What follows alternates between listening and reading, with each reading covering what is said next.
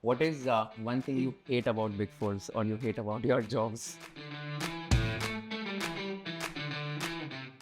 Look at his smile. I mean, he just turned it towards him and he was like, "Meko answer nahi kar raha hai." I was looking at him and he was like he was no, making he it out. has a list and he's like, okay, kaun sa bolu?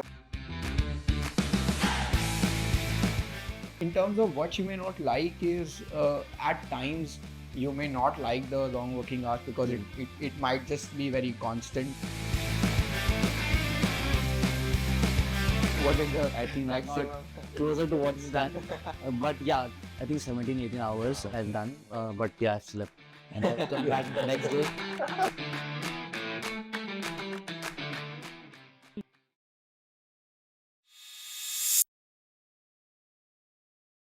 Hi everyone, welcome to Conversation with Kushal once again.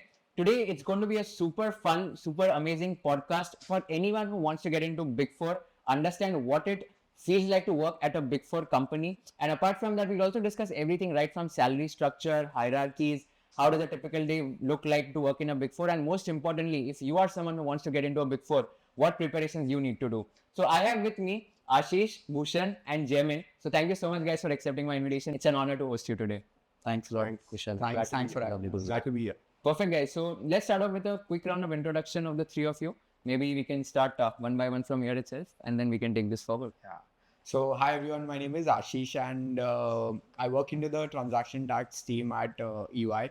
I've been with EY collectively for about more than 6 years. So, I'm a chartered accountant by profession. So yeah, that's the short of me, and we'll be interacting and speaking on a lot of varied topics uh, over the podcast. Sure. What let's talk more about your other interests as well, apart from your work. This was a very resume kind of interview.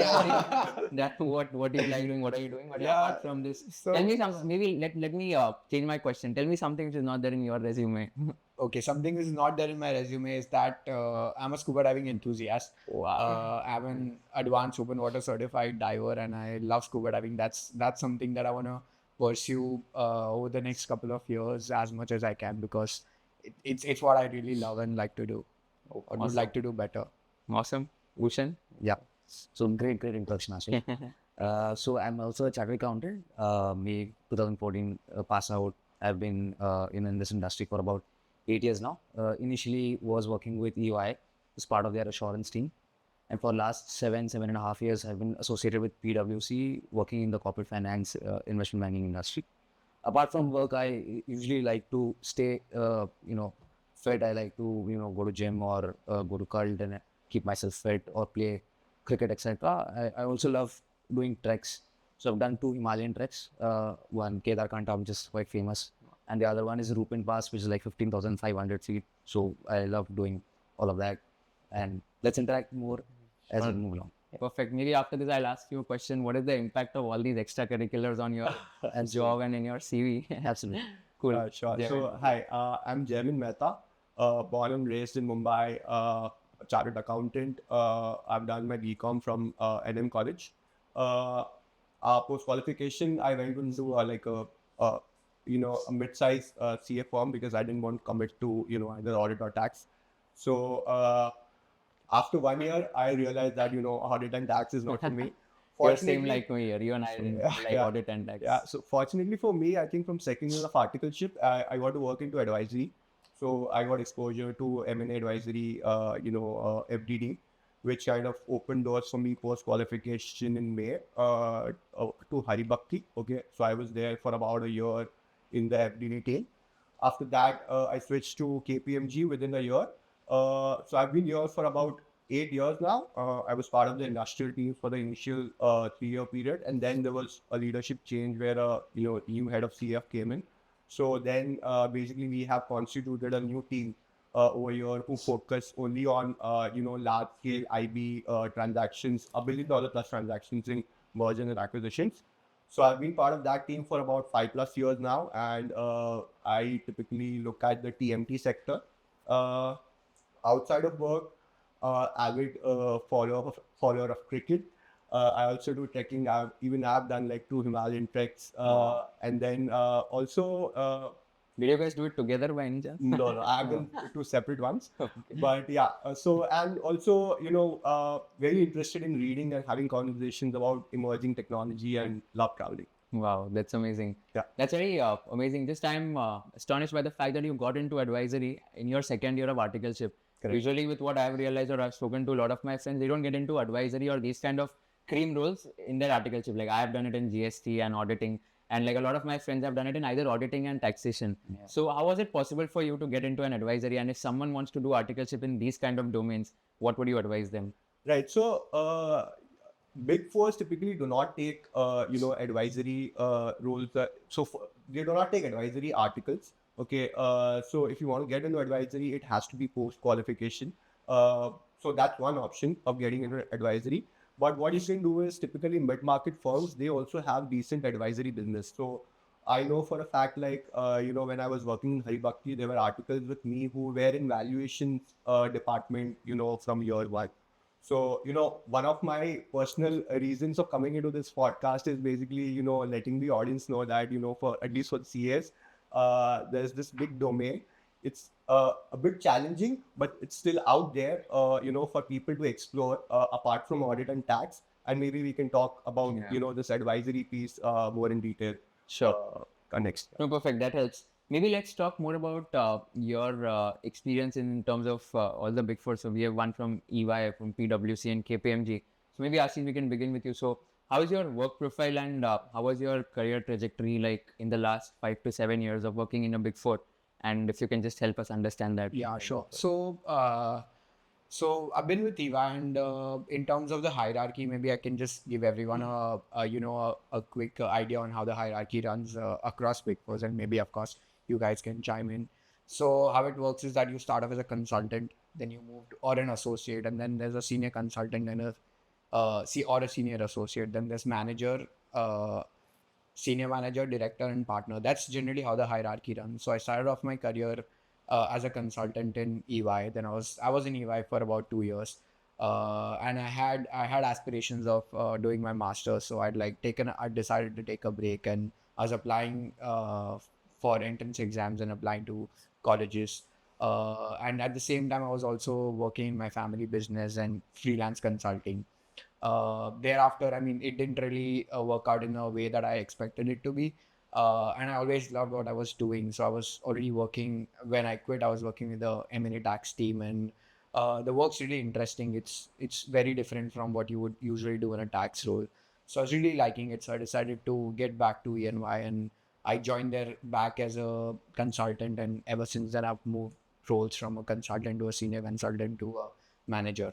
So of course the roles and responsibilities are different at each level, but I would just say one thing, that in a big four you would have an umpteen number of opportunities to like perform and grow at the same time. So it's a very like efforts and rewards kind of a thing, that if you're really performing well, and if you're putting in your 100%, there's like tons of opportunities for you out there to like grow within an organization and excel. So that's like a short of like my career Right. at EY ever since I've joined there. Right. No, makes sense. I think this sounds quite interesting in terms of the career trajectory. Maybe we can talk more about hierarchy. So is it the same for you guys as well in terms of consultant, manager, senior manager? How does it work? So it basically differs from which department you are in. So there is different nomenclature that is assigned. So if you're probably part of advisory, and in that also there is tech consulting, and then you've got deals, or at least in PwC, it could be different there. So there are two different lines. So in deals you've got M&A tax and not M&A tax, due diligence, valuations, corporate finance. So in this the hierarchy is more like analyst, associates, senior associate. Then you've got manager, associate director, and partner. Whereas in tech consulting, it will more on the consulting side, as you said, consultant, senior consultant, all that. So it's just a nomenclature difference. How do you differentiate between tech consulting and deals? How is the work different? So in both? basically, tech consulting is more where you are advising the corporates on the tech side, where you're just consulting them on the software side or implementation side or any other managed services that you have.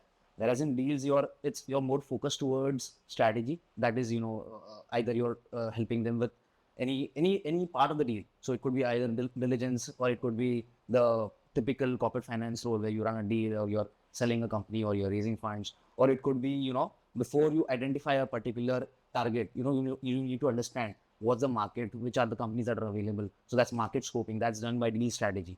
So various parts of the entire deal cycle. So there are different departments out there, and that's how the deal is. And whereas tech consulting it's quite different, it's more towards management consulting, where you're consulting on various different aspects of the business rather than the deal side. So that's how it is differentiated. Got it. Makes sense. And what would be the average jump in the salary? So if we can just break it down, and if we can talk about the salary ranges as well, which one person can expect at these kind of hierarchies, what would be that average ballpark in terms of like CTC? Right. So there are these three departments. Okay. So these three are the parent departments. You have basically audit, tax, and advisory. Yeah. And within advisory, as Bhushan explained, there are various things, right? So one is business consulting, which is you are competing with MBBs, right? Then the second one is deal advisory that he explained. It's basically valuation. It's valuation, it's due diligence, it's IB. There is also tech consulting, and there are also other departments in valuation. So what happens is audit and tax typically start at about a base of 10 lakhs plus minus 2 lakhs, right? That's typically the base. Within advisory, because there are so many different service lines, and you not only hire CAs, you have MBAs, you have people from operating backgrounds, you have engineers, you have all kinds of people working into advisory. So the salary range there at a starting point is very different. So it can be anywhere from 10 lakhs to 25 lakhs. So that's basically the starting range. And then, typically a year-on-year increment will be like 10%. And then a designation change will have a higher, jump. So what would be the higher jump, like 25, 30%? 20-25%, yeah. Okay. Again, it is very dependent on which service line you belong to, because, there are these three. So I always call Big Four as like conglomerate of professional services. Like there's no one thing that they do. There are so many different service lines that are doing so many different things.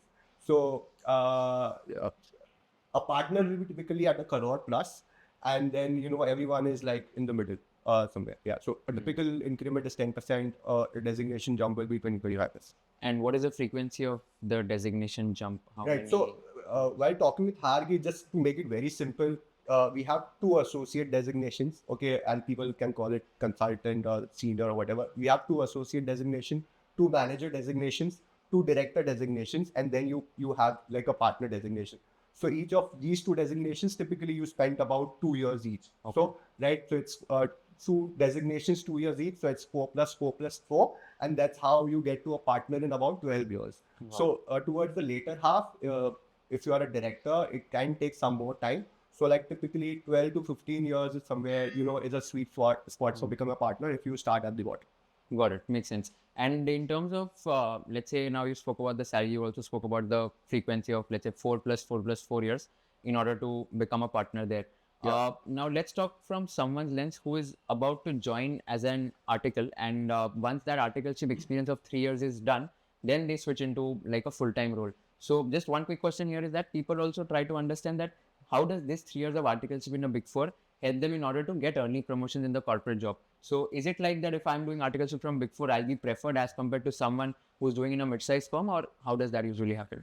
So, I've seen both the scenarios, like, in EY when I joined in.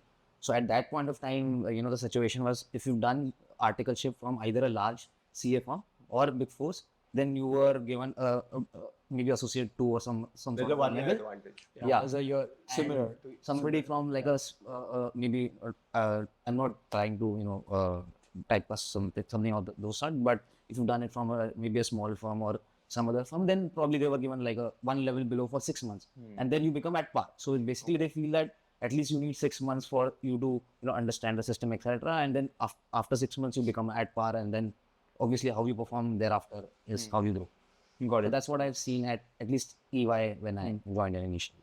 Got it. Makes sense. And then you switched from EY to PwC. So you have worked in 2 Big Fours like in the past. And by the way, how many Big Fours you have worked in? Just You've been Only with EY. KPMG. Only KPMG. Got it. So I think you have like higher exposure of working in both the Big Fours. Probably if we would have someone from Deloitte, then it would have completed the circle here. But let's say, Ashish, coming back to you now, let's talk more about the ranges of like the exact work profile. So I think Jevin mentioned that it is divided into three parts: audit, taxation, and advisory. Yes. So I think if you can throw some light on audit and taxation, like people, a lot of people get into statutory audit, concurrent audit, etc. So how is that work profile divided, and what are people expected to do in those kind of areas? Because you have been in the tax department, you can throw like the best light there. So as he correctly mentioned, that broadly categorizing, there are these three main departments: audit, tax, and advisory. Out of that, in audit, there could be, so we call it assurance. So there could be a couple of different work profiles that one can work on. One is of course the statutory audit, as it is the most known profile. There are other roles, of course, as a part of assurance, which is financial accounting advisory. It's a very interesting role in terms of what you sort of do there is you advise clients on accounting advisory and very typical accounting issues. Can you give an example if possible? Sure. So say for example, I'm working on an M&A transaction, okay, and say there's a merger happening. A company A company is merging into another company B. So of course for B, when it has to account for the merger, or for A for that matter, if there's a demerger happening. So they need to integrate accounts, they need to integrate books, they need to integrate financial statements. This is like that consolidation chapter which we are sort of, yeah. So this is a very specialized team in terms of advising to the clients on what technicalities under accounting one needs to take into consideration. There are various methods of accounting a merger also. So what kind of method would one need to follow in a particular scenario, in a particular fact pattern? So it's a very, very advisory specific role that one can get into on the accounting side. So that's one. And of course, there's forensics audits also. So that generally can fall under a part of assurance or risk or business consulting side. So that's another thing. Under tax broadly at EY and across other big four also, how it is categorized as you have 3 to 4 different types of tax areas. One is GST, another is corporate tax, another is transfer pricing, and then there's M&A tax. So these are generally the areas that you can sort of apply to, and these are the various technical positions or roles that are open across big fours. That's generally same for all the big fours. Of course, what you do in each is, just to give you a line for each role, is that under GST you would generally keep on doing GST related compliances or advisory or litigation. Under corporate tax you would deal with direct taxes. Under transfer pricing is a specialized team which deals with transfer pricing advisory and transfer pricing compliance. And under M&A tax, it's another different team which supports corporates and private equities VCs for deal making and for undertaking corporate M&A advisory in terms of structuring, in terms of understanding what could be a tax optimization strategies, what are the other, I mean, a whole lot of like mergers, acquisitions, or what are the various strategies that you can apply for group consolidation. So that's broadly speaking about tax and audit. And in terms of compensations, I mean, as Jaimin already mentioned, that in terms for audit and tax, you start off at a range of about 1 or 2 lakhs here and there, and then it can go up to like say whatever, a crore plus maybe till a partner. So that's broadly speaking on the whole audit and tax bit. No, makes sense. I think this is quite insightful as well. How many employees would be there in all your companies, by the way? So I think in PwC India is what I read last was 20,000, somewhere closer to that number. If you got it. And it's like EY and Yeah, very much more than 10,000 for sure. Well, and this is the India team. So India, just India. We have like 40,000, but it's divided into two. One is KPMG India, and we also have like a managed services entity which is KGS. So that's What is KGS? That's 20,000. So this is basically guys who are helping other geographies. So typically all your advisory, tax, audit departments are replicated over there, but their main function is basically to help guys in other geographies with the delivery portion of all of these services. What's the full form of KGS? KPMG Global Services. Okay, got it. So is it more like, let's say, a KPO or a BPO, like a business process outsourcing? Yeah, something on that kind sort, of a right? service. But the quality of work you're doing is something similar. Obviously, the front client-facing team will be, in that respective geographies. Got it. But at least the technical, you basically acquire the same technical skills that you Yeah. can in the front-facing client. I think this sort of role is there in all the big fours. I think Yeah. Deloitte has got huge. I think the KwK office, I think there are a lot of people who do this stuff. Even with EY, We have a there huge is team of, one it's called GDS. GDS. It's the same thing. What is the And, program DDS here? I'm not really sure. Global Delivery Service. Okay. I'm not very sure. So, but we have a team which is huge, and as you rightly mentioned, that it's sort of a back-end team. Yeah. You generally, so a lot of work from overseas offices is sort of subcontracted to these teams, and they would generally run the job over here, sitting here. I mean, I'm not very sure on this, but it's sort of to optimize costs for a lot of teams, because sort of the cost for them delivering that service over here might be much lesser than to bill to the client than maybe what it could be for them. So it's generally to optimize costs, and there are like back-end technical centers for a lot of jobs. Like, for example, I know of a team which runs like US taxes over here, and they work on that sitting in India. So there are people with that kind of skill and expertise who are like advising offshore EY teams for this kind of work, or say some admin sort of work like billing or something is also outsourced. Engagement formalities, something. So in from the what I outsource. understand, like the average profile or the average package of anyone who's in these kind of departments would be around, let's say, 6 to 8 lakhs per annum or slightly less. Ideally, I think it should start. It could be around more that. or it's actually higher. Is it? Yeah. So even because see I've what observed happens that. is, I think there's a gap of around 10-20% because it's not a client-facing role. You need to offer higher comps, okay, over there. So I don't know the exact range, but it's between 10 to 20%. But they have a higher salary. So it's pure economics, right? I think one thing that Ashish rightly pointed out is, they optimize cost. That's one thing. But because we have so much of talent available in India, there are also these capabilities that are built in, and even which may not be there, or which may be at a higher cost overseas. So it's better to service guys from India, because you're doing it repeatedly, and that's how you gain like skills. So what happens? Let's say if in India I'm getting rupees 100, okay, on a purchase price, on adjusted basis and everything, I have to pay typically around 6 to 7x. That's the average consulting. I think if you just like multiply the dollar number into today's currency, and if you match at the same designation, I think the cost over there, if India is 100, there you would be paying anywhere between 400 to 700, right?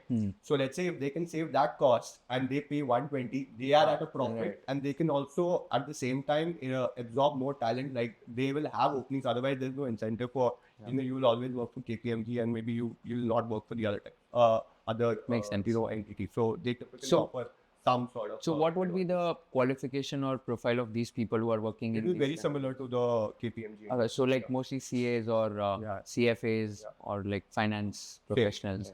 Very Okay. similar. Okay, got it. And what would be the attrition rate in the industry as of now in terms of percentage of people leaving every year? I think it's tough to give a number, but I would say higher than 20%, 25, 30%. Easily. I guess I was just speaking to Jemin on the way about what I've seen in my experience over the last 2-3 years about the attrition rate. So I mean, this is my understanding that last 2-3 years there have been a lot of new roles in the market which have like come out, and a lot of Like which one? like a lot of startups, etc. Right? Like there are a lot of startups there in the market, and of course people need, say, even for finance, there are like multiple roles. Like say for example, there's FP&A, there's corporate development, there's core accounting, finance roles that are there in the market. And with these startups coming like booming over the last few years due to investor funding, there's again a lot of openings, etc., which is there in the market. So a lot of people like from Big Fours I've seen in generally go to startups, or there are a lot of overseas opportunities also lately which have become available in the last 2-3 years. Like Dubai is one of the prime areas where there are a lot of demand for Indian chartered accountants. UK is one place where there is a lot of demand for Indian chartered accountants. I think in So- Canada is Canada, of course, yeah. Canada is like a much easier option. If you're an Indian chartered accountant, you can apply for a PR and move there. So I've generally seen a lot of attrition in Big Fours. It's not mainly what I've seen is not from going from one Big Four to another, but it's mainly for a role change. Unless you are Bhushan, bro. One whisper. Yeah. Just kidding. Yeah, so that's what I've generally observed over the last And few there's years. also a lot of switching that happens within the Big Four. So Of if you course. consider Big Four as one industry, then maybe the attrition is 10%. Okay. But yeah, because these are like the top employers in many of these fields. Like you consider audit, you consider tax, you consider deal advisory. Like these are the top employers out there. So there's no like you can't get better than this in terms of advice. Yeah. So people keep switching with it. So why do you think, like, what is maybe one of the main reasons you think that there is such a high attrition rate in this industry? Yeah, there could be 2-3 reasons, but I think the topmost reason could be like once you get in, you're okay with working for long hours, etc. But as you move along, you feel that having a work-life balance, or I think that is one of the biggest reason why people switch. Apart from this, obviously there could be better opportunities, different roles. There could be various other reasons. Also how well you are gelling with the team. These are the various reasons. But largely, what I found based on my interaction and experience has been like work-life balance and how balanced you are. It's not necessarily that putting in long hours is what I mean by work-life balance. It's basically whatever time you're working, in 10 hours, 12 hours, how well are you gelling with the team? What's the interaction like? Are you feeling pressured during that time? Is it a heated argument that you have on a day-to-day basis within the team, etc.? So that's what I feel. Largely the environment. If the team is able to have a great environment, I don't think people have a problem working for long hours, and I don't think that will be the reason why they leave. Yes, obviously, if you have long working hours and if you're not able to get along or deliver the best output, I think that's one of the biggest reason why people move, because across Big Fours, generally the salaries, etc., are similar. So I don't think pay would be the reason. Either it's work-life balance or better opportunities, or something similar. Got it. Any other reason you guys can think of? I think there are like 3 outs. One is basically you going into a Big Four because there is a better career path, you're getting a promotion, you're getting a higher salary. It's basically via a designation change. And this not only happens in the individual level, sometimes entire teams move. Okay, so when he's talking about attrition, a lot of it will be also entire teams moving from Big 4A to Big 4B. Yeah. Okay, so a partner moves and the manager, associates, everyone along with him move. Right? So how many people would be there in one team, like on one project? It depends again on the service lines, but like I think audit will have like more number of people. At least for me, in advisory, it's like one partner has about 10 people under him. But I think audit tax might be higher. Yeah. Audit would be how much? Audit, I'm not sure. Say maybe it could depend on a project. Maybe on a project there are like 4 to 5 people. Maybe So intern. when I was working with EY, I can answer in that when I joined like 2015 times, so that time on one particular client, at least 5 to 6 people used to be there.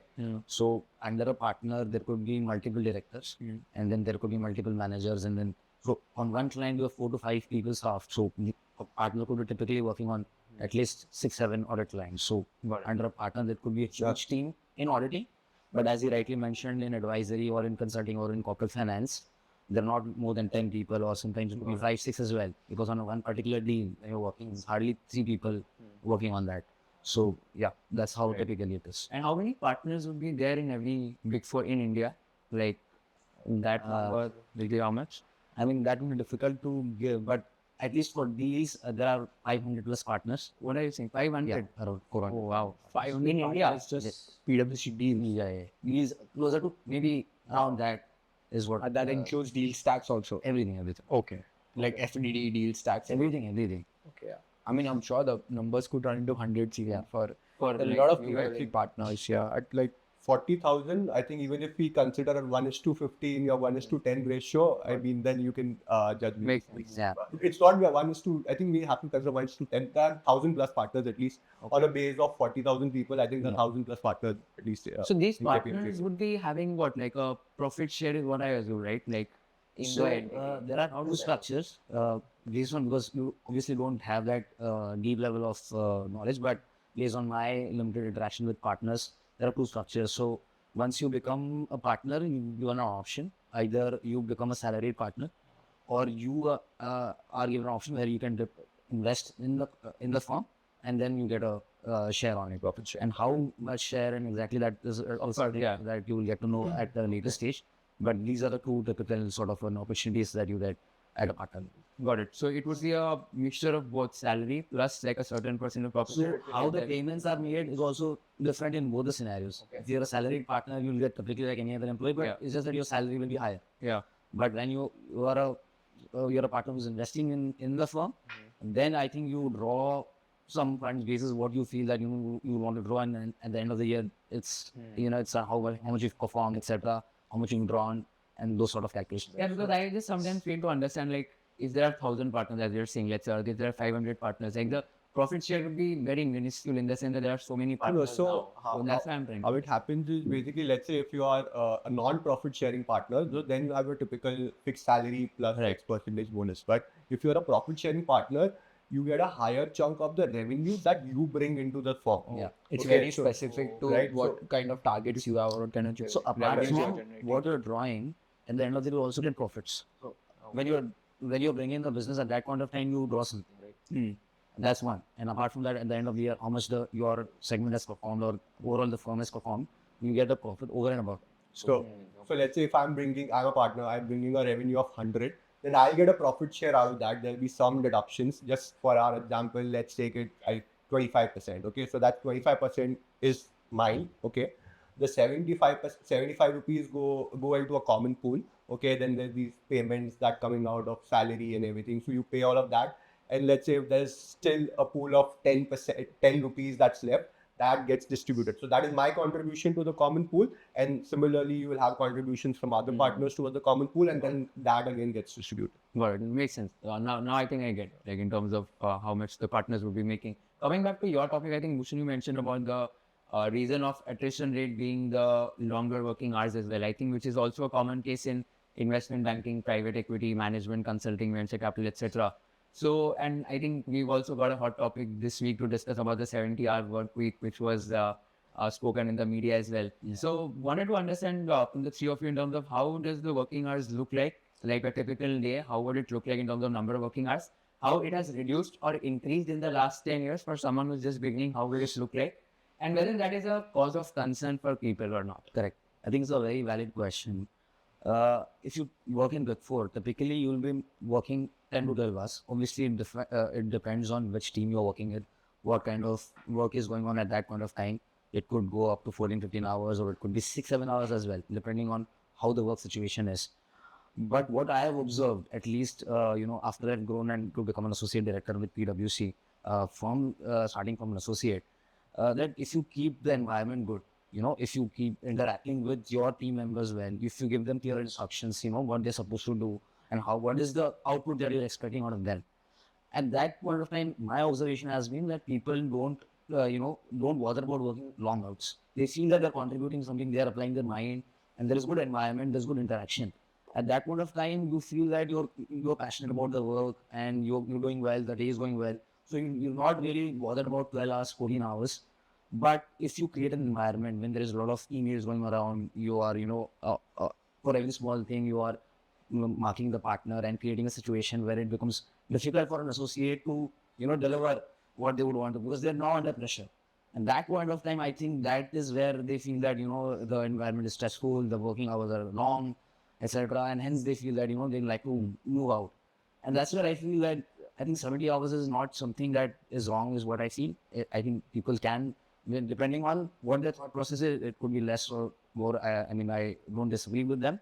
But I feel typically before, I think you will be required to deliver that many hours. But if you keep the environment good, I think people would be more than happy to even deliver more than that. People are okay to picking up calls on Saturdays, Sundays. If you keep that sort of a rapport or keep that sort of a communication understandable, that has been my observation. Right. No, makes sense. I'm a firm believer that 70-hour work week is something which I completely agree. I've put it on my social media also that usse zyada hi hona chahiye, in the sense that at an early stage of your life, you should just hustle and work for as many hours as possible, etc. And then after a point in time, I think once you reach that stage where you are able to put like on autopilot mode some of the other part of things, then maybe you can reduce the number of working hours.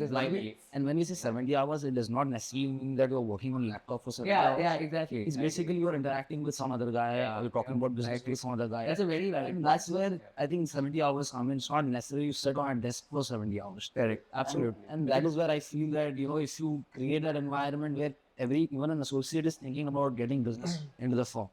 And I think that's where I think even 70 hours will not look like a 70. I think so. So what happens is just a different. I completely agree with him. Just like a small take on this. So basically, what happens is when you're getting a high-paid job, people tend to justify. What happens is, people tend to justify higher salary with higher, hours of work.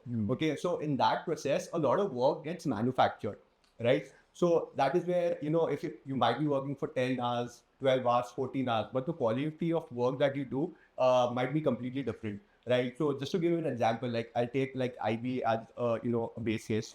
So let's say there might be one partner who might be, meeting 3, 4, 5 clients in a week, and he will be expecting, pitch decks, 20, 30 pitch decks for all of these meetings, okay? And then you go to the client, you say, these are the 10 options, what do you want to choose? So that is one category. At the other end of the spectrum, there's another partner who will, take meetings within 3 to 4 weeks. And then you have like 3, 4 weeks to basically read on the industry, read on the company. Then you come up with just one solution or just one target, or, this is the right company for you. Do you want to do the deal or not? So there's a lot of, that's a completely different perspective, that you're going with a solution, a particular deal, rather than, just shooting in the dark. So the quality of the work that you do in those 10, 12, 14 hours, whatever you're working, can differ quite significantly. Right. No, I agree. How many hours you guys have worked the longest? Like in the last 10, 15 years of your career, what is the maximum number of hours you have worked in a day? Could be 15. 15 or 16. Yeah. 15 to 16. Yeah. Okay. I was just saying you don't want to scare the audience, or I think it's more. No, that's about it. But to be honest, even those are like, you will feel really nice after working, because you're doing good work, and it's very interesting projects that you're working on at a time. And what happens is that over the last 2-3 years, there has been a tremendous amount of deal making and deal activity. So what happens is that there's a lot of projects that you need to work on. So, it's not that you're going to regret working those hours, because it's a lot of interesting work. And, so for people who are starting off early, I wouldn't say that you should look down upon working maybe 70 hours a week or even more, because these are the formative years of your learning. So just go all out. I mean, this is your chance to keep learning. You're never going to get another better platform to learn and excel in the skills than maybe what the job that you might be doing at a Big Four, because there's always great work coming in here. So, I mean, it's a great opportunity for you to learn, build up your resume, and do a lot of interesting projects. At the same time, when you say 70 hours working, I would also emphasize on the need to network and build your own brand for yourself, and create a very strong network within the Big Four that you're in.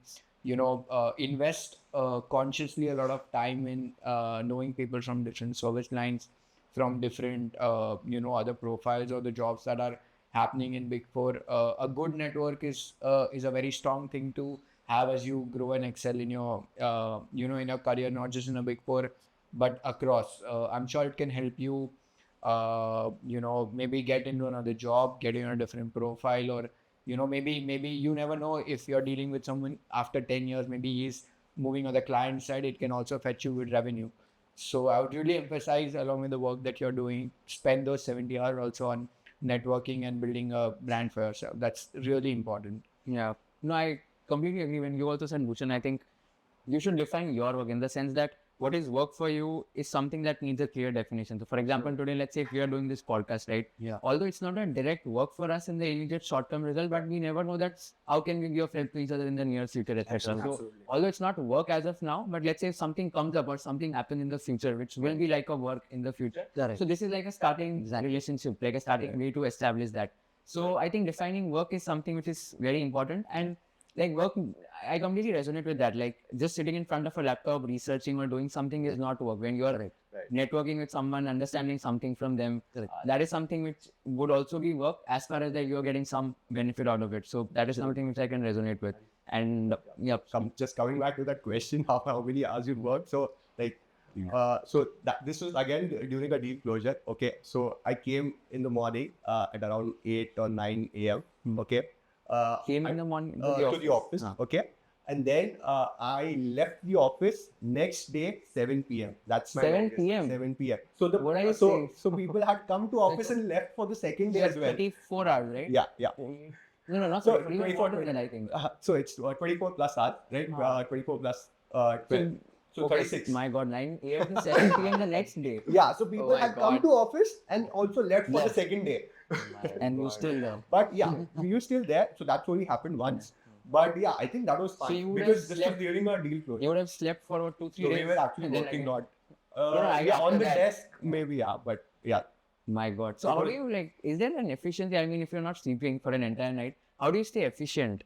So what happens is, during that night, this was typical. There was a signing of document that was happening. So typically in transactions, what happens is there's a detailed we call it definitive documents. Okay, there's a detailed document which actually mentions how the typical shareholders will run the company. So there's an agreement between the shareholders or between the company and the shareholder. So it's a very detailed document. That's what we call signing. That's like a major benchmark, a major milestone in any deal, right? So it was a critical deal, and there was signing which was going to happen in Japan. So the lawyers were basically incorporating comments and sharing different versions.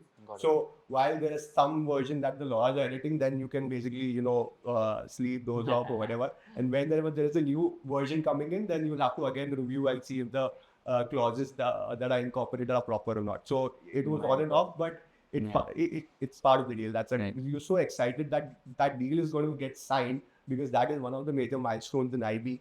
I think you don't actually mind Right. saying that. So we have a competition. So this guy work for 16 hours. This is 34 hours. So what is the, I think like Closer to what is done. But yeah, I think 17, 18 hours I've done. But yeah, I've slept. And I've come back the next day. I think PwC has been good to me.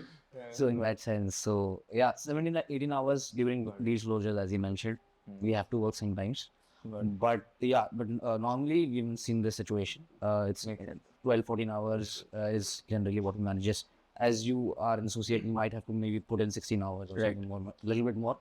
But yeah, this is rare. I would at least Average is 10, 12 hours. Like yeah. 10, 12 is like the bare minimum. Yeah. Like you have to be prepared if you want to get into it for like 10, 12 is something. And then, as you mentioned, it's really an achievement that all the hours that you put in, maybe when your transactions actually getting signed, you really feel accomplished, and so Right. it's worth putting You in get those that hours. kick whenever the Correct. deal signed. Yeah, it's a very interesting For us, phase. like, yeah, that's So Yeah. Right no I agree मतलब I think CA से relate करे तो वो जो 5 महीने की grind है तो 5 साल की ग्राइंड होती है वो foundation to final I think वो रिजल्ट देख के that comes up as like it's a worth it moment for me now like all the slogging is worth it. The business is so risky for us because you usually get paid only when the deal is signed. Okay. So what happens in typical we've seen situations, not with me but with my colleagues, like one day before signing, the promoter says that I don't want to sign the deal, and you don't get paid anything. So that's the reason he's saying that the deal is signed, so hence he's working like 24, 37 hours. Let it sign as soon as possible because people can change anytime their mindset. But why will they change? Listen, that everything is happening in just one day. There are various reasons. Sometimes what happens that you probably don't have enough options in the market. You are trying to sell a company. You somehow find some option. You get the decent value. You feel that let's move ahead. Then after a couple of months, you've done that, and you feel that maybe let me hold on for some more time. I might get a better value, or there could be other reasons, or there could be an emotional reason because there is no second generation who wants to continue this business and hence is selling. But he feels that it's something that I've built up. It's my baby. Maybe I don't want to sell it at that point of time. So there could be multiple reasons, and hence in this business it becomes important that you speed things up as quickly as possible because you never know when the minds could change, even for a buyer, or it could be for a seller. Even for a buyer, what happens a lot of times, then when a guy or a CEO or whoever is the decision maker, if that person changes or leaves the firm, the new guy comes in, he could come up with a different view. So he might also stall the deal. Or there could be a change in, if it's a foreign buyer, there could be a change in the view of the foreign buyer after a couple of months that probably this is not the strategy they would like to go for in India. There's some other strategy. And hence in this business, you need to push things as forward as possible. Right. So there's a perpetual hurry, at least in IB, that you have to close deals as quickly as possible. No, right. Makes sense. So I think it will be very disappointing if the deal is just called off one day before. It happens. People will cry only. It happens. It is so. I mean, It's worse than No. failing in your CA exams, or maybe it's even worse when you're putting in your papers and rechecking and then your marks are reducing down, Correct. etc. And also because this deal, they can stretch for anywhere from 3 months. That's the shortest time period a deal to close, to about a year or even more than a year, right? So it's not only 1 month or 15 days of work that's going to, in the bill. It's basically 3 months to a year's work going into the bill. So yeah, it's very Also, let's talk about the scale of these businesses. If you can help me understand about the unit economics of these businesses. It's a services business at the end of the day. Like all the big fours, Deloitte, KPMG, EY, PwC. How does the unit economics look like in terms of the top line? How can it be scaled? What is the numbers which are looking like? Then what are the major costs? How much is the profit margin and EBITDA, PAT, PBT, etc.? How does that work? If you can give examples, that'll be great. This is something difficult to give like at that level. But how I know how they think is, if there's a partner and he's got like a 4-5 team under him. So typically on an average, they expect that whatever is the number of people that are working along with the partner, 1 crore per person. So if you have like 5 or 6 people, so typically you'll be given a target of 5-6 crores. So depending, every person, whether it's the analyst, whether it's a director, on an average, the target that you'll have is 1 crore per person that you have in the team. So 1 crore per person per annum. And, Per annum. And then you multiply it with the total number of people to get the scale, like the targets. Exactly. So That's how what would be typically it is. What is the scale of these companies, like these big fours, in terms of the revenues? So I know for a fact that last year was a great year for EY, and I think they crossed $1 billion revenue. Okay, for a professional services firm. Wow, $1 billion in revenue. Yeah, Wow. yeah. That's That's what I think I know that. and the major cost would be the employee cost. Most, yeah. That would be like the major chunk, Right. because they don't need to market. I mean, it's a B2B model, business to business. So I don't Employee need to and, market and anymore. overheads of employees. So yeah, I like as in travel expense. Oh, okay, etc. got it. So in this, you have to travel a lot. Right, in this right, industry. Right. So salary is the major cost. So at least the numbers for, I think, KPMG Global are out. So that is around now 38-39 billion worth of global revenues. $38 billion. Yeah. And within that, I think advisory is increasingly a larger portion compared to audit and tax. So I think in 2010, like for us, advisory at a global level was around 1/3, 33%. Now it's inching towards 50. Okay. I know for a fact that at least in India, advisory is more than 50% of the total revenue. So it's bigger than audit and tax combined, right? Wow. And even at this scale, it's growing at a faster pace. So at least I think based on the numbers that were out for KPMG, advisory is growing at 19%. This is CY22 I'm talking about. And tax and audit were growing at 10% and 8%. So even at that scale, you're still increasing faster. So, it's going to be more than 50% for us too. And it is both here, organic as well as inorganic. A lot of this, even at India level, PwC or EY or KWG, they're acquiring a lot of companies, especially on advisory or consulting side. Okay. So, I mean, there is a lot of focus. It's not only us, we are advising others, we ourselves are acquiring a lot of companies. So what kind of companies would you guys acquire? So in tech consulting side, PwC has acquired a couple of them. So Booz and Co, which is one of the management consulting companies, PwC has acquired that. And then one in Salesforce, we've acquired that because it's typically again an employee-oriented business that you have where you're consulting companies on deploying Salesforce in their organization and advising them, putting them on cloud and all those managed services. So typically in this areas is where they acquire companies. Even in auditing and all of that, they do acquire CA firms as well. Even that does happen. Obviously, the structure is different. It's not called an acquisition per se. But here, when there is a private limited company, that time they do make an acquisition and grow. And large chunk of it is happening on the advisory side because it's more profitable. And then because once you go for an audit, you are restricted to provide other services. And hence, now Big Fours are thinking of, obviously, as you scale, you want to grow more. Hence, for them, advisory and consulting is becoming a much larger business. And hence, there is more focus, both organic as well as inorganic. Got it. And they're hiring CAs across. It's not necessary that in consulting, you'll find only MBAs out there. So you'll have CAs in all sorts of roles. Got it. Fair. And what would be the margins of this business in the sense 20-25% is what I assume? Bottom So, line? it's not that widely disclosed. Okay, one. And second is what happens is all the margins are basically distributed to the partners, as bonuses. So typically, I don't think you'll have much, much profits going to results because everything is distributed or, on a year-to-year basis. But I think, at the gross margin level, that's basically your sales minus your major salary costs. They should be at more than 50%. Yeah, makes So sense. typically, if you look at any other consulting companies, you will see that their margins are upwards of 30%, 35%. This is the PAT margin. EBITDA margins. PAT margins could be because you don't have a lot of depreciation, etc. Can I just explain people who are not aware about these terms, EBITDA margin and PAT margin, how Yeah, they're different? So EBITDA margin is nothing but your main operations revenue and the expenses that are required to deliver those revenues. So which are directly related or something that is key to delivering that sort of a business. So it could be anything with respect to employee expenses. It could be rental. It could be anything because unless until you incur those expenses, you will not be able to deliver that sort of a profit. But indirect expenses, something which is called like interest expense, etc., which is not necessarily important for you to deliver, especially in the services side, and hence it comes below EBITDA. And PBT is something where you've deducted all the expenses even below EBITDA, etc., and you get to PBT, and then you deduct tax, and you get to. Got it. Makes sense. Yeah. So you're saying the margins. So 30%. my margins are typically between 30 to 35% is what I've observed looking at other companies in this domain. Because in PwC it's a partnership, private limited, everything is not very straightforward disclosed. So, but based on my experience of looking at other companies, the margins are around 30-35%, and as you mentioned, gross margins are upwards of 50 to 60%. Now, depending on how the organization is utilizing its resources, the margins will vary. But this is what I So the structure of all the big fours is what? LLPs, partnership firms, companies? and private limited. You have all sorts of structures. So yeah, basically, Big Four is a network. Okay, there's no one holding entity holding audit, tax, and advisory. It's like they share a common brand, right? And all of these are owned by partners in India, right? So audit will have its own LLP.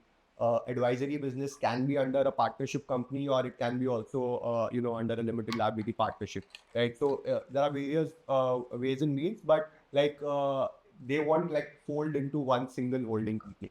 It's like a network. It's not one company and subsidiaries.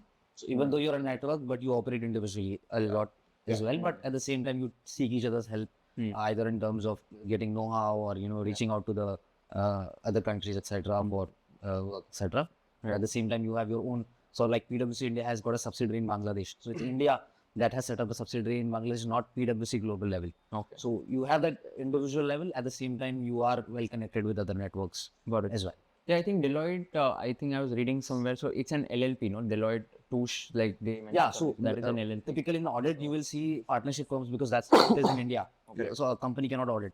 You need to have a partnership firm. Hence, whenever you see LLPs, etc., that is largely on the auditing side. But on the consulting side, you largely see it under private limited. Got it. Makes sense. And what is the benefit of doing let's say a private limited versus an LLP? Why would the consulting firm not do an LLP? What would be that benefit? I think the taxation. So I think, if you look at it from an audit perspective, why they operate LLPs is because there are certain rules and regulations with strict FTI, at least from an Indian ICA perspective. There is some restriction on what kind of services they can offer, what kind of services they cannot offer, how much compensation they take. So there's a different set of regulations. You can't do FTI. So that's why they operate as a separate partnership firm. When you talk about advisory, this typically operates as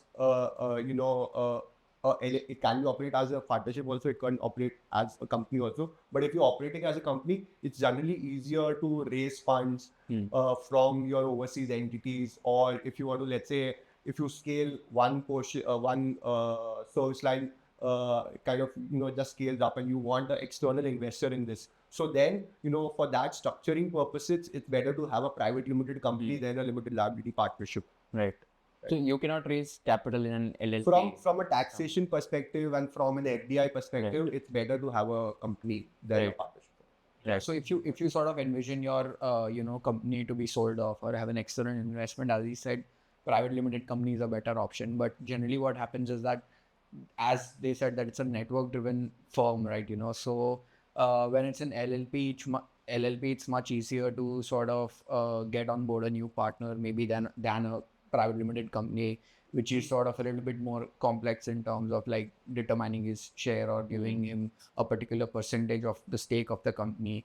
Wherein in an LLP, it's much more easier to sort of get on board a new partner because promotions happen every year, and every year there are new partners coming in. Right. At the same time, taking the, repatriation of funds from an LLP is sort of easier than a partnership, even from a tax optimization standpoint. So I mean, these are the broad reasons why I think it could be structured as an LLP. But of course, there's a lot going in determining how you would want to structure your company as an LLP versus a private limited company. And maybe I can just spend 2 minutes on giving an example how giving an example on how this advisory business is so big, not just in India but globally across that. Over the last 1 or 2 years, EVA had been planning on having of its assurance and audit business as a separate entity, giving them and retaining the EY brand as such. And they were planning to split the advisory business that includes all kinds of advisory like M&A, tax, and all other things, which is not regulated per se. Because as he mentioned that, if you're doing auditing business, then you're not allowed to provide certain other services, which were stopping us from providing the services which are like more revenue generating. So globally, the plan was to split off assurance, audit, and the other advisory businesses. And the idea was to make the advisory entity, give it a new brand name, and brand it newly in the market with getting maybe some investments. Or I don't know what plans that they eventually had. But it's just that it's growing at a much faster pace, and they wanted to make the best out of it and not stop at with the restrictions that you have. A lot of global restrictions apply. So that was the plan, which I think it's somewhat sort of called off for now, or it's not happening. But I know for a fact that the advisory business is growing at a much larger scale in India and globally. And it's a very difficult thing. I mean, there will be like thousands or lakhs of people employed around the world into say just EVA, and splitting it across is a humongous task and a lot of work involved. So I don't know the reasons why, but of course, yeah. And the plan was over there to maybe make it a private limited company. And I don't know about that. Is that but what even I heard? yeah, I don't know about that, but yeah. So there were plans about it because of the growth, etc. Probably he's not allowed to. You ain't reading for us. No, but this is fascinating. And you mentioned now, I think EY India, you said crossed $1 billion in revenues last year. That's what I mean. Yeah. So tell me one thing, like in terms of the ticket size in these companies raised to their channels, of course, I know it's going to be different for different services, etc. But how do these Big Four make money in terms of how do they bill their clients? Is it on a per hour basis? Is it on a per contract basis, per project basis? How does that happen? If you can throw some light. Yeah, so it all again depends. Auditing is going to have maybe a fixed fee. I don't think they would bill on a hourly basis, but generally something like an audit project, it's a project for a particular determined time, and it could be on a fixed basis, and then you can plan your resources on basis of what revenue you're sort of charging. But projects like say for example, you're consulting on a particular project, say in tax. It could be an arrangement where you could bill on an hourly basis. You could give them a fixed hourly discounted rate. That's a How way much of is doing the it. industry average? It really depends. It really depends on your client relationships. It depends on do you have a continued work with them or not. But it could really vary. Okay. It could vary from like say 5,000 to 15,000, 20,000. It really depends. Oh, So it's that huge. It's very the delta from one client to another, it could be very huge. Okay. And Basically, how it works is, everyone has a charge out rate. Okay, so a partner will have his charge out rate. An associate, so various designations will have their own charge out rates, and then they will make an estimate of how many hours will this project take. So basis, just doing a summation of all these charge out rates, and then obviously you don't charge exactly that rate. There's a discount, and that can vary very significantly. Okay, and depending on that, you give a quote. So again, can you give an example in terms of how will it work? Let's say if it's a 10-member team, So, Right. So let's say if there's a 10-member team, I'm a partner. Okay, then my charge out rate is, let's say, 100 rupees per hour. Okay. These two are managers. Let's say it's only the four of us who's Yeah. going to work. Can you give realistic examples in the sense 100 per hour to No, so how much would that's that why, because it kind of it will vary very significantly. So there's no standard benchmark as such. I can give you examples in such terms, but most of these things Got are it.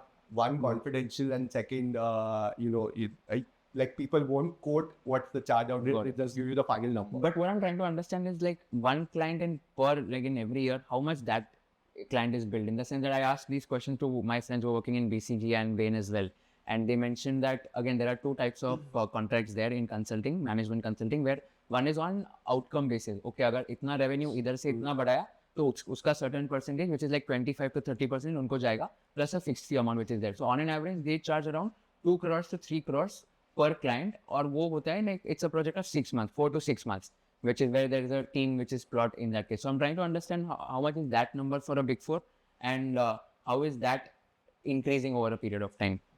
Right. So I think none of us belong to the consulting piece, so Right, that right. will be a bit separate. But at least I can talk about IT. Yes. So typically, we have like a minimum fee. It might be 2 crores, 3 crores that we have to charge, on a particular engagement. And so that is one base benchmark. Like it might be higher for some teams, it might be, lower for some teams, but there's a base benchmark, and there's also a percentage of transaction. So let's say if, the transaction you think about is about 100 crores, then typically in IB, you pay fees to a iBanker of about 1 or 2% of that. Okay. And if the transaction is very huge, that percentage kind of decreases, but that's typically the range, 1, 2 or 3%. That's how much you will pay an investment banker. So we have like a minimum fee which will charge. But all of this is success fee. That's another thing in IB, that if the deal goes through, you get everything. If the deal does not go through, you have zero billing. So you do not even get a fixed fee in that case. That is negotiated, but if it's a large deal, then typically you don't negotiate, because if you're getting a few lakhs, the fees typically in IB runs into crores, right? So some people do charge a fixed fee, a few lakhs, basis certain milestones. Most of them don't. Got it. Cool, perfect. So I think the investment bankers would be charging around 1 to 2% as you mentioned. So again, depending on the deal size, that would be the ticket size. But I have one quick question here. Like I forgot to ask before. तो अभी ये बहुत बार ऐसे होता है कि EY के bracket में लिखा होता है SR Bartley Boy and Company, then KPMG के इसमें कुछ I think DSR वगैरह लिखा होता है, and I think all of these companies have something like this. So what's the reason of this? मतलब what is the exact meaning? Like why is this company EY associating with SR Bartley Boy, and why, like what's the main reason of that? Right. So typically, the audit business for any Big Four is under a separate, separate partnership firm, because that's what your ICI regulations are, that audit has to be under a partnership firm. So firstly, it's a separate entity, hence a partnership entity, and all of these businesses, as I told you, it's part of a network. Okay, and all of these like SR Bartley Boy, BSR, these were all originally India partnership firms, large partnership firms, who were acquired by the Big Four companies when they entered India. Hence, they have retained their names. There's also certain kinds of services that they can provide, then cannot provide. It's also a function of their de-risk other businesses from audit. So hence, everything is basically housed under a separate entity and private limited and a partnership firm, because the ICA mandates that. Okay. So like every company, every Big Four has done this? Every Big Four has a separate partnership firm housing the audit business. And they have acquired these firms. Many have acquired, many have also, started their own. I Yeah. think Typically, Deloitte you will see 5, 6 such partnership firms at least. Yeah. And some of them would be large, more of one that are not used, and some of them could be used in some of the clients. But most of them could be acquired, and a couple of them they could have incorporated themselves as well. Got it. Makes sense. Perfect. So let's come again to the main topic of the discussion now. So a lot of these people are also willing to get into Big Fours, and since you guys are at a very senior level, so I'm sure you would be taking interviews also of the candidates. Like I'm sure like you must be taking, right? Yes. So let's talk more about that. That how can one person get into a Big Four? So firstly, if you can just touch upon what are the skills that you see in a candidate, what kind of candidates do you prefer, and thirdly, what can people do in order to get into a Big Four if they are, let's say, at 18 to 21 right now and they want to get into a Big Four ultimately?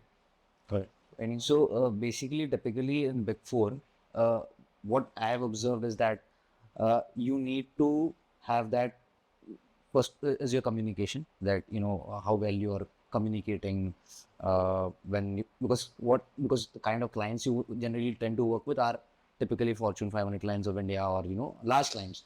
So typically you look at a person whether he's able to communicate well, whether he's got that clarity, whether he's got that professional behavior, ethics. So these are some of the initial things that you observe when you're first screening that guy. More soft skills driven. Yes.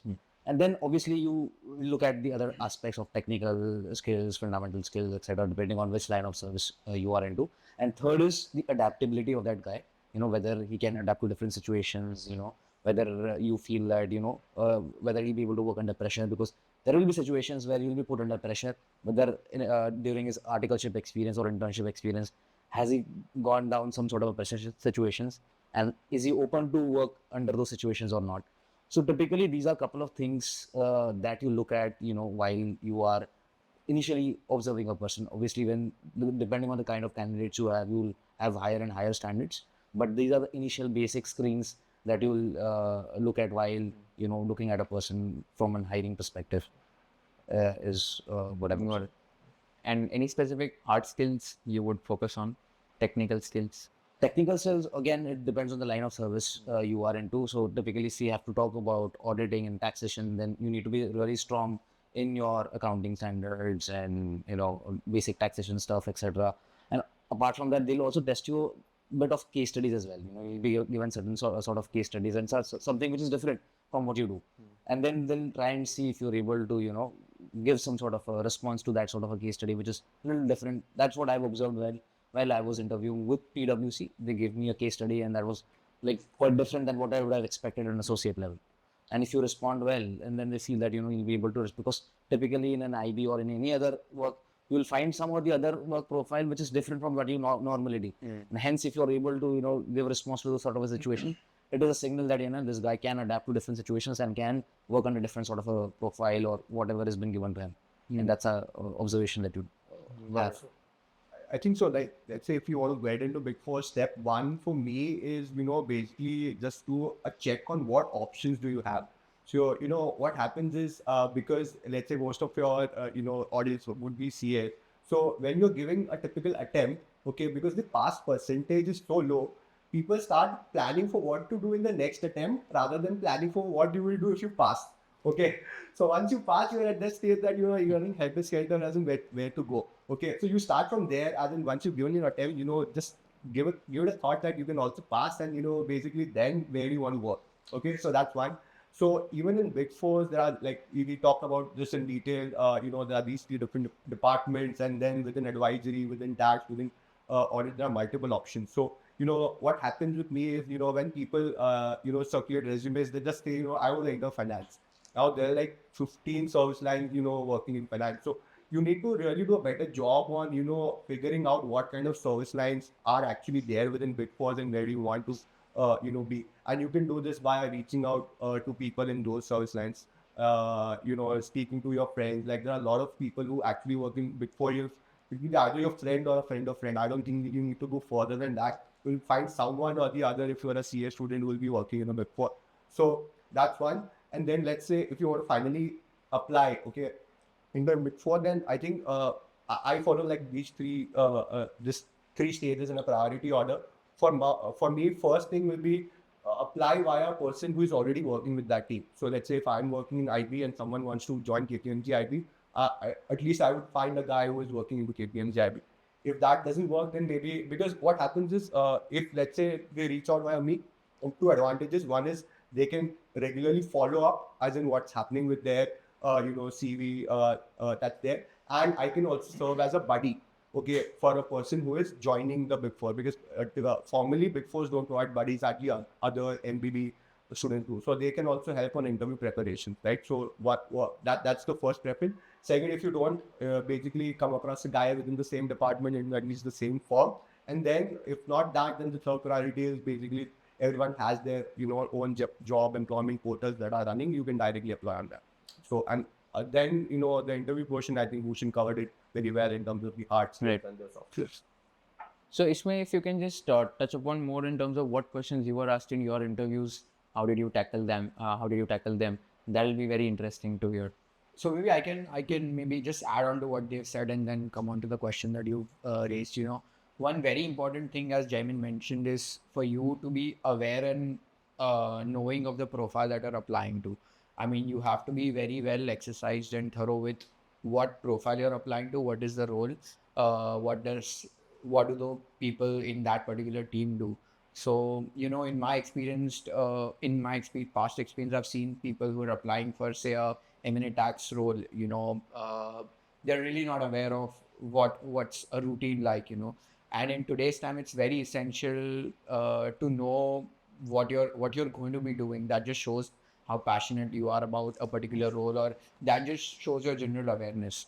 And in today's time, you have like hundreds of resources. You just Google and you can access and get to know anything and everything. It wasn't the case maybe a couple of years back, but right now, people are so much more accessible. Like, you can just, if you really don't know anyone, you can just literally hit someone up on LinkedIn, and I'm sure there'll be, like, out of say 5 people, at least there'll be one person who's going to respond to you and help you around it. So that's very essential. And of course, I would just recommend you guys to sort of be open to approaching people. I think if you're not going to be approaching, and if you're going to be feeling shy about it or apprehensive about it, it's going to be just much more difficult for you, because in today's time, big fours are ever evolving and they're growing at a great pace. So there are always some opportunities available in some area or the other. And if you're keeping an open mindset and approaching people, I'm sure they can help you. Like, maybe I can give you an example of how there are these two people who randomly approached me on LinkedIn, and I could directly help them get an interview opportunity, and maybe even they both of them got the job eventually within the team. Right. So you really have to be open to approaching people, talking to people, network.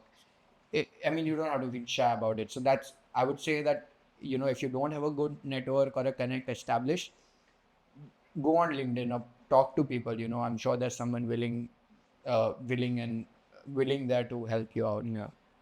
Coming to your question on what kind of questions one would ask in an interview setup.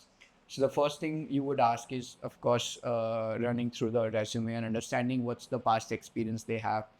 One important thing to note here for everyone who's in a position of interviewing is that the person who's sitting there has read through your resume. You have to be very thorough with what you've written in your resume, and nobody's coming with any preconceived notion. So, if you don't have relevant work experience of, the profile that you're applying to, it's fine.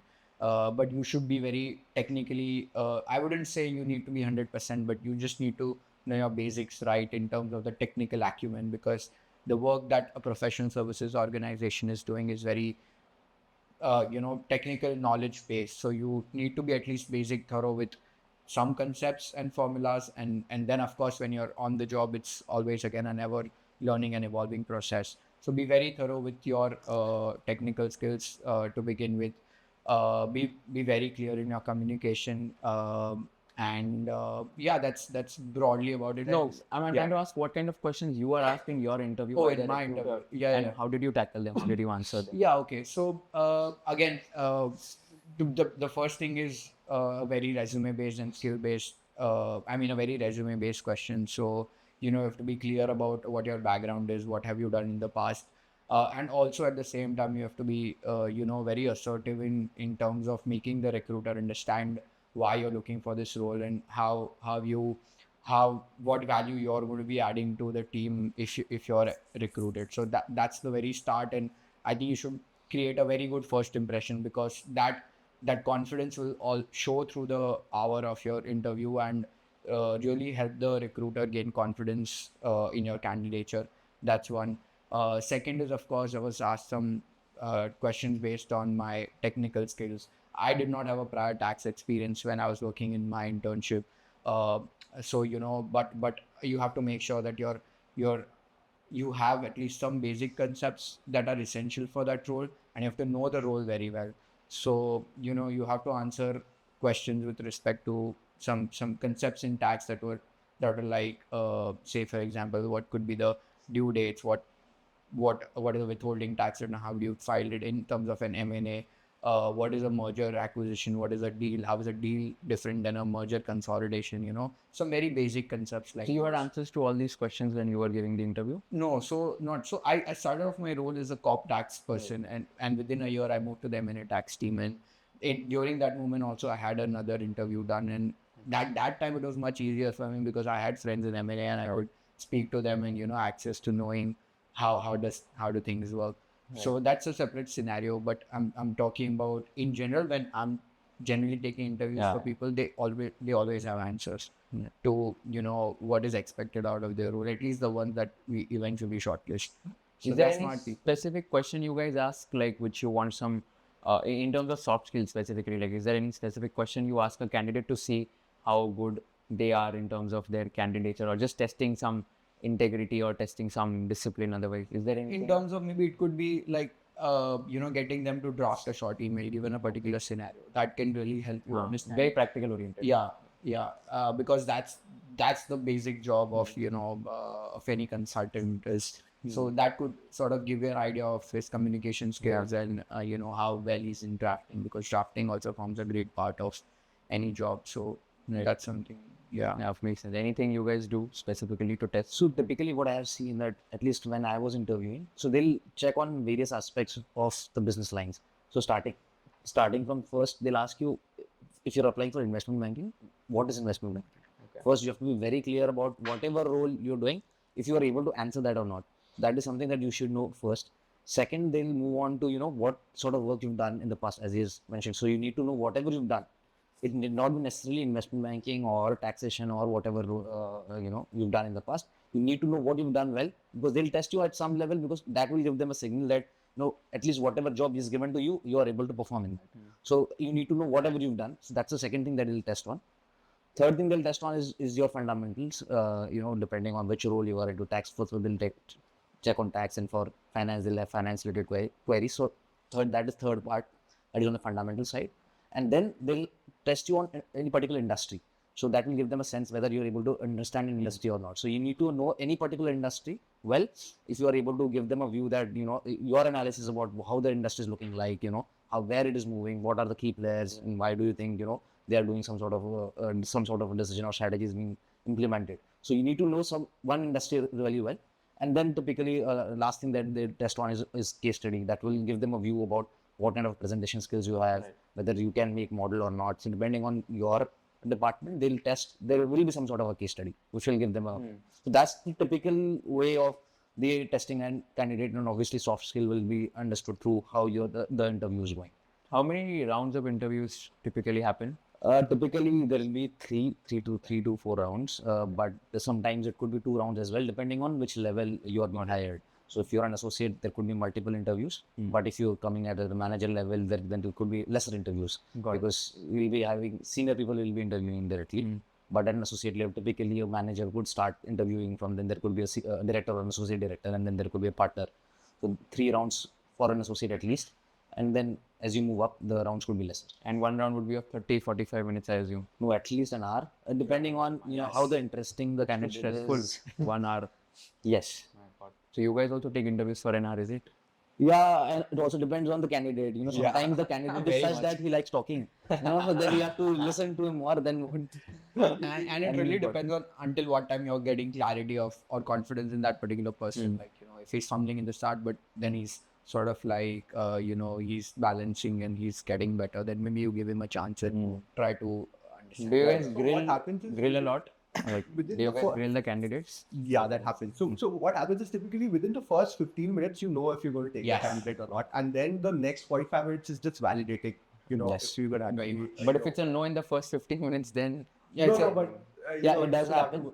to- I think, as he said, in first 15 minutes you get a sense, Yeah. but you validate during next 25-30 minutes. But yeah, I have actually in the first 15-20 minutes, if I feel that if the person doesn't understand what investment banking is, or what auditing, or what valuation is, I typically get disinterested at that point of time. At least you should know what you are getting into.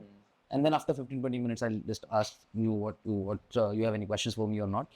And then you move on, because it's good for him to also prepare for the next round or wherever he's going to apply next. got it. Very interesting. The way I usually hire, like whenever I hire someone for my startup, so interviews and all, I usually conduct it as like a conversation only between two people. We discuss about the education industry because I'm building in edtech. And then if I'm able to vibe with that person for the next 45 minutes or 1 hour, if I'm able to hold a conversation with that person, if he is also able to do it, then I think it's a good way of just, like matching the fit, and then I go with that person. Yeah. So that is something which has worked well with me. And I always try to ask them this question in terms of, I want to understand how granular one person is. So for example, what I do is typically I'll ask them, okay, who are some content creators you follow on YouTube or Instagram? They'll name some people. Then I would ask them that, okay, this is the channel you follow. What was the last video you watched on this channel? They'll name like the topic and all. Then what are the 3 key insights or takeaways from this video which you found out? From those 3 key insights, again delving deeper into, okay, why this happened, etc. Correct. So I think the more deeper, so the questions are not prepared in my case. I just try to go deeper, and the way of grilling is just to understand in how much depth that person has done a research. So you get to know a very good sense of understanding कि कितना detail में जाता है या कितना broad level पे, and accordingly I make the hiring decision. I think this typically happens with people who are more experienced. Okay, so let's say they have worked on past engagement, there's something that you've written on your CV. Then you can, start peeling off layers and, go to the layer where they feel, okay, now that was what I did and this was done by some other members. So you need to be a judge of that. But yeah, that's how it starts typically. Let's say if you've prepared a business plan, then how did you arrive at the revenue? Yeah. How did you arrive at the cost? Okay, how did you arrive at the discounting rate? Then how did you arrive at the market data, or how did you benchmark it against your peers? So you start gradually peeling all those layers, and that's how basically you judge. Right. So if anyone of us want to apply with you, I think now we are like at a conversation. So we are through that. At least, Are you vibing with us? So I think I can't afford you guys actually. Otherwise, I would have been more than happy if I raise capital in the future. I think we'll be happy with ESOPs. We'll help him raise capital so that he can hire. You guys will become the bankers. Yeah. So take a lesser percentage commission. I'll pay 0.5, not more than that. So yeah, that's a good one. So if you can also share some stories of how did you guys get into Big Four and what was the main reason of applying to Big Fours? Maybe that will also be fun to hear. So I have an interesting anecdote of being a CA, like how I got into Big Four. So I was working in Haribhakti in the financial due diligence team. So I again was looking for a switch. So in my mind had applied for financial due diligence team in KPMG via Flame. Right, so there was a interview scheduled. I went over there. Typical, first question, tell me something about yourself. So I had that monologue prepared for like 2 minutes. And in the end, I told I'd be glad to join the FDD team at KPMG. And the person interviewing, it was Vineet at that time. He just told me, "Oh, you are so FDD. I'm interviewing for IB." And then there was like pin drop silence for like the next 30 seconds. Like no one was moving. We were all thinking, okay, what to do next? And I don't know what happened. I basically, because I had heard of IB, I just thought that, maybe it was, for some later stages of career, I can switch to IB, by doing FBD in KPMG. So, then something struck me. And I just told him that, see, I want to join IB. If you find me a suitable candidate, I'll be more than happy to work for you. So then I had prepared for an everyday interview, since, I don't know how many days. And then that kind of went out of the window and the entire conversation kind of switched to valuations. Thankfully, I had some experience in valuations, so I was able to, answer most of the questions over there. But yeah, so it's basically, opportunities can knock doors any time. You just have to be alert. So Very I think that's how I got into KPMG. Very interesting. How were the two of you? Like, what was the story? So for me, You always wanted to get into a Big Four, like it was there from the start? no, I don't think so. I had that such plans of getting into Big Four. Just you do have back of mind that Big Four is something that you look up to, but not something very specific that I would wanted to just work for Big Four. But it just happened that after you clear CAs, Big Four is a little easier entry as compared to probably getting into corporates or getting into an industrial role, because because the kind of articleship you've done, it's easier for a Big Four to use your experience in articleship before you get into industry, because an industry requires you to have a bit more experience of that, and hence from that angle I got an entry into EY, and that's how I got into EY. But for getting into IB I had to struggle a little bit more because typically in IB they say that whether you've got an IB experience or not. Somewhere you have to get that experience. And so I was finding it difficult. Everybody's going to tell me get an IB experience. So where do I get that? So I thought let me do some other options. So I started doing CFA. So I did 2 levels of CFA. I thought maybe after clearing CFA level 2, I might become a little bit more equipped to get into IB. But then they were again like, no, this is not good enough for us. You need to get some experience. So I thought now for me to get into IB, I need to have few more interviews at my door so that I can, at least in one of them I can get into. Then I did a course called School of Investment Banking, where they helped me with understanding what investment banking is, how you need to prepare for an interview so that you are equipped for that associate position. You can solve those case studies and all of that stuff. So I did like a 2-month full-time course out there where I understood what investment banking is, making presentation, financial model. How can people also do this course if they want to? Like, is there a way of? So you just have to go and apply online. Is it still active? Like, I'm not hearing much about it right now as compared to what I've heard pre-COVID. But right now, I'm not very sure what the current situation is. But you typically apply for those classes, and now because of COVID, you've got like Saturday, Sunday batches, etc. That time it was full time, so I did like a 2-month full time course. And during that period, I understood everything about investment banking, etc., which helped me and my first interview was with PwC. okay. And I did well in that, and that's how I got into, because I was already prepared about all of that stuff, what kind of questions will come, because given the fact that they've got so much of experience about placing people in so many other IVs, so they typically help you with what sort of questions will come, how can you answer all of that, so you are well prepared.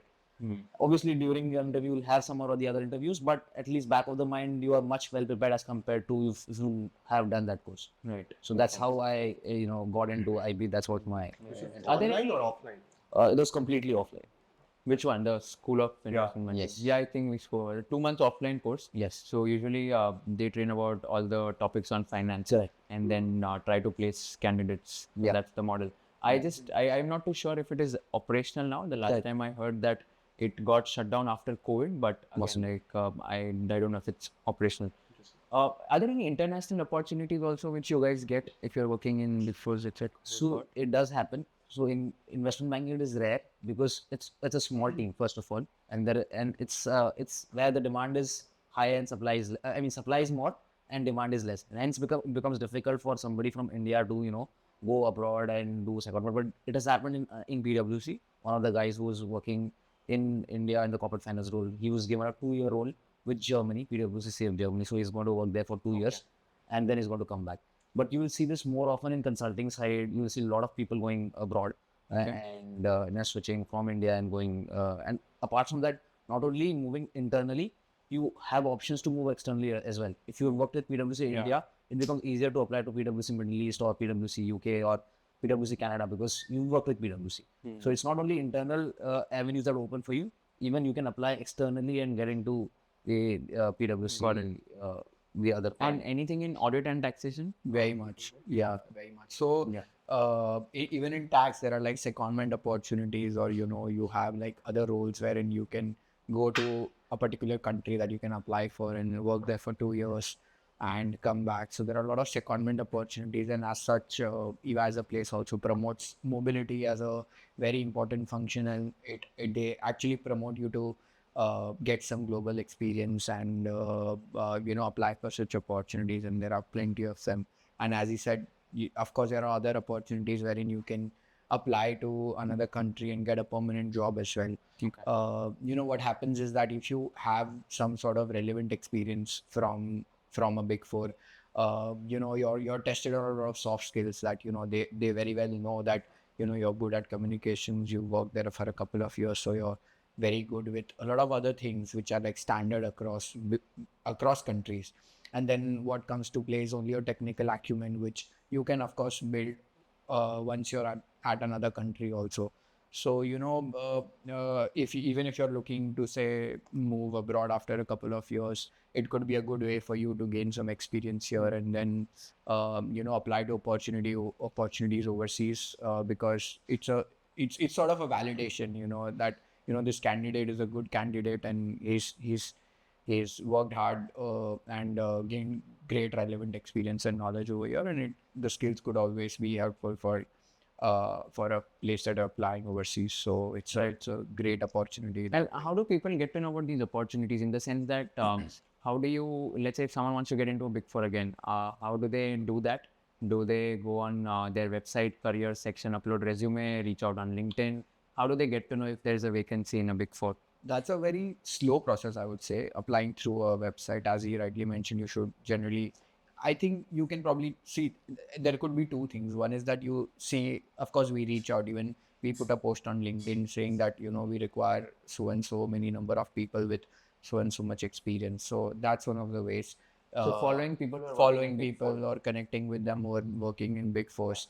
And in the specific role that you're targeting, so that you're up to date with what's happening and being aware around. So that's one.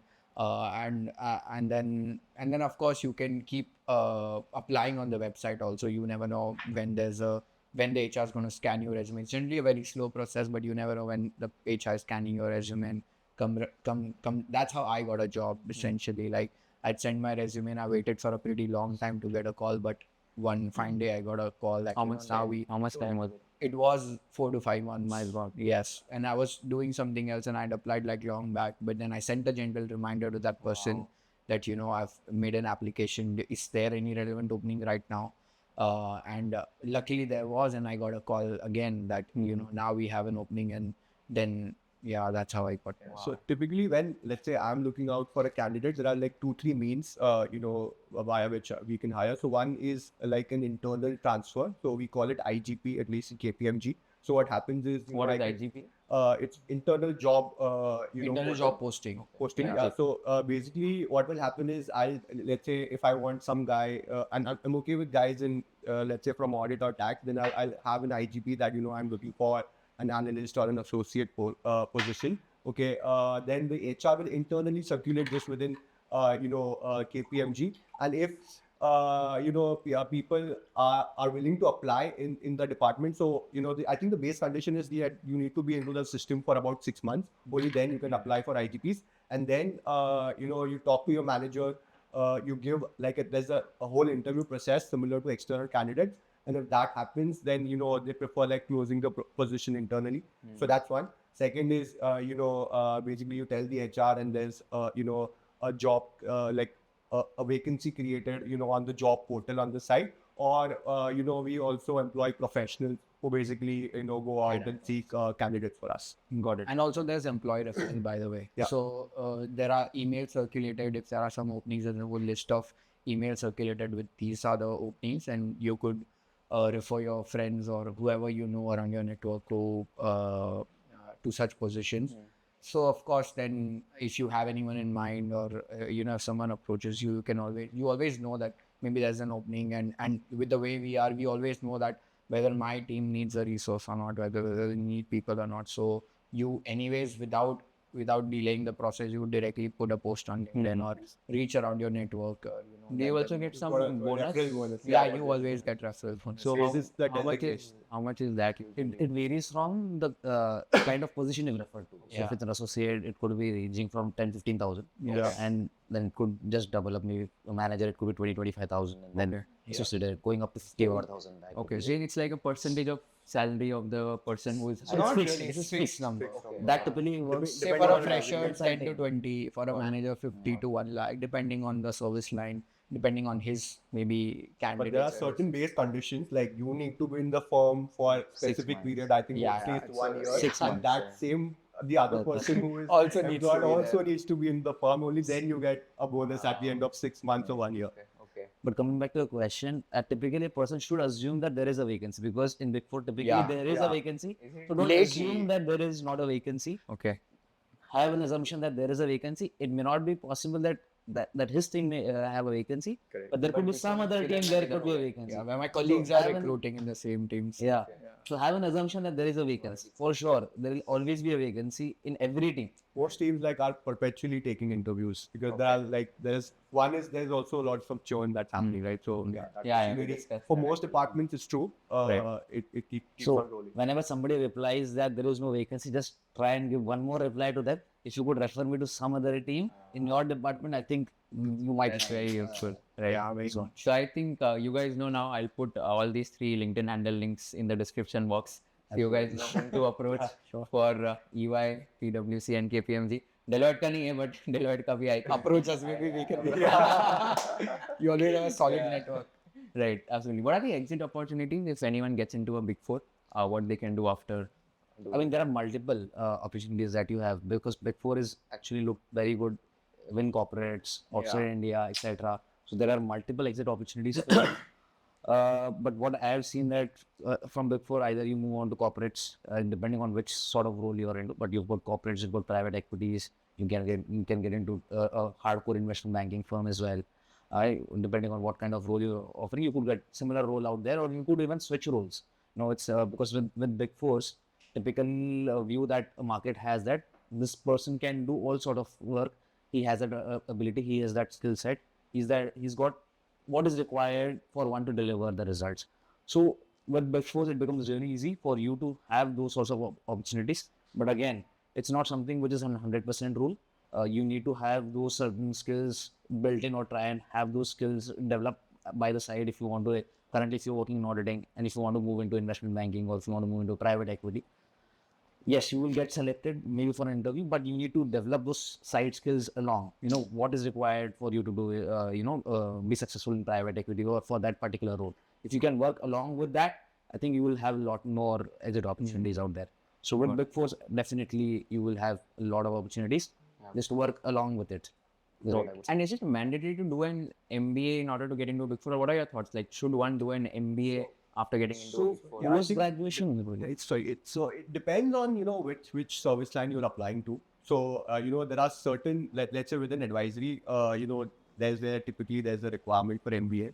So if you're applying to service lines which are into consulting or IT, then MBAs are preferred. It's not there are also CAs in these kind of departments, but more often than not, you'll find MBAs. Like when I joined KPMG, there were like 11 associates at my level. I was the only CA. Everyone else was an MBA, right? Wow. So That's a proud moment, by the way. yeah. So at senior levels there were certain CAs, in the firm. But yeah, so typically it's MBA heavy. Even the same case as with consulting. Okay. It is MBA heavy. But yeah, for certain other departments like valuation, due diligence, this is where CAs have a better role because most of the guys in these kind of advisory departments, they are typically CAs. Makes sense. Yeah, because they have the finance knowledge Correct, yeah. much better than MBAs. Makes sense. And last question, before we end the conversation, I would want this answer from the three of you actually. What is one thing you hate about Big Fours or you hate about your jobs? Look at his smile. I mean, he just turned it towards me and he was like, "Make answer." I was looking at him and he was like, "I came up saying he it out." has a list and he's like, okay, kaun sa bolu? No, got to think actually. No, I would say the positives actually. This job has given me a lot in terms of it has helped me turn into a very good professional in terms of building a very strong network, in terms of building strong connects. So, in terms of what you may not like is at times you may not like the long working hours because it might just be very constant. But apart from that, if you were to ask me, there are like 9 positives that you would get, but vis-a-vis one negative that you would have because that's No, I think my that's experience. justified. So one con is the longer working hours. And sorry, just to add on the previous question, also in terms of exit opportunities or in terms of your avenues, say a Big Four essentially, as we all know, that it has so many different service lines. Like there's business consulting, there's valuation, there's IB. There's just so much that you can always keep doing. And even apart from this, if you're not interested in any of the client-facing roles, there's always back-end work or back-end roles within an organization that you can always get placed at if you're looking for a job which is like much more easy and like you don't want to face clients and The have a GDS long- one which you mentioned. GD is of course client facing, but the work comes from overseas. But I'm talking about core business services. There's a CBS team which it could be right from training to HR to finance to accounts. So there are even these varied roles that you always have access to and opportunities to. And the culture, especially at EY, is such that we believe that we invest heavily in our employees, and it's better to find them opportunities within an organization than for them to look outside. So even if you're in tax and maybe you're not liking it eventually after 2-3 years, they will always push you to maybe find another role within the organization. So that's something which is brilliant, I would say, at least at the organization that I'm working at, that they always have opportunities for you into roles that maybe you like. Of course, you have to go through the interview process and the whole grind, but at the same time, you have plethora of opportunities internally. That's something which is really good, and you should not always be negative maybe while applying or having a perception about it, but the kind of opportunities and the kind of skills that you will gain over the few years, they will always beat the negatives that you might think are the negatives. So that's my 2 cents. No, I agree. Very nice. Really justified.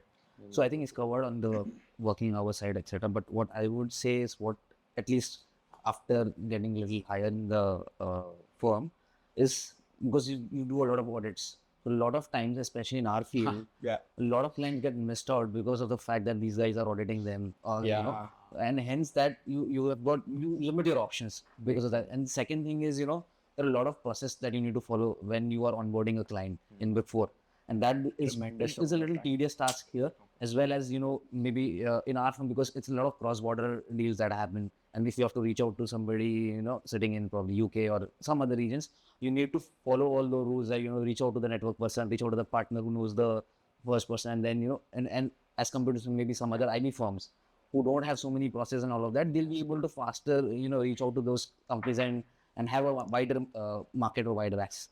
That is where it's an advantage as well, because when you are auditing a particular client, typically after 5 years, the auditor will change, and then you have that relationship, and you can go and provide advisory service. But from a short-term perspective, it is something that you feel that I would have easily gone and got that business, but just because the auditing will not be able to provide. Makes sense. So that is one I felt is a negative point. But very, very well said. Yeah, I think he's covered it very well. That I think you mentioned the deal side, The deal something side. like if the deal falls off, then I think that is something which you Correct. don't like. Has it happened with you, by the way? yes. Oh, okay. So there are there are very weird reasons for deals falling off. So that's I think part and parcel of life. I mean, if you work on large deals, typically the win rate of a deal will be less than 10%. Okay, so I think that we pretty much used to those kind of shops. So yeah, that's it. That's what. Got it. Perfect, guys. I think this was super, super insightful.